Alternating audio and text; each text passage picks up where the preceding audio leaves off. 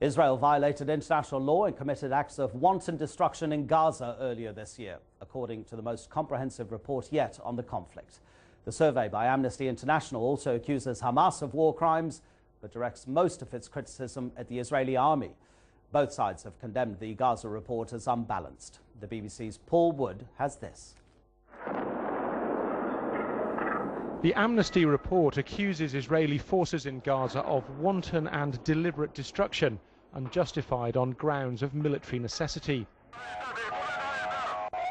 Precision weapons were used recklessly, it says, or indiscriminate weapons such as artillery and white phosphorus were fired at built-up areas.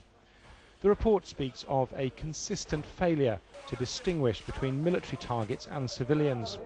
And a key finding: Amnesty says that the hundreds of civilians who died were not killed because Hamas used them as human shields, although it says Israel did. We did not find any Palestinians who said that they had personally been used as human shields by Hamas forces. We did find some who had been used in such a manner by Israeli forces, though. The report cites what happened to the Samuni clan. 110 members of the family were ordered into their home by Israeli forces, who later shelled the building, killing around 30. Israel denies the allegations. My children died at my feet. My aunt fell next to me. My mother fell dying in my lap. Why did you do this to us? The report does criticize Hamas, calling rocket attacks on Israeli towns a war crime. However, most of the condemnation is reserved for Israel.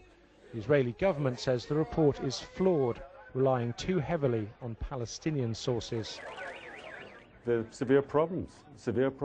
Hamas deliberately put its munitions, its rockets, its explosives in the midst of the civilian population, turning them into a human shield, utilizing civilian neighborhoods for their war machine. That was their deliberate policy. This kind of injustice towards Palestinian people was a flagrant war from one side that used all kinds of killing and destruction. We think that Israeli leaders should be sent to the courts. Israel says its actions in Gaza were legal and humane. It's currently the subject of another investigation headed by the UN war crimes judge Richard Goldstone. Amnesty is calling on the international community to force Israel to cooperate with that inquiry, saying it offers the best means of establishing the full truth of what happened in Gaza. Paul Wood, BBC News, Jerusalem.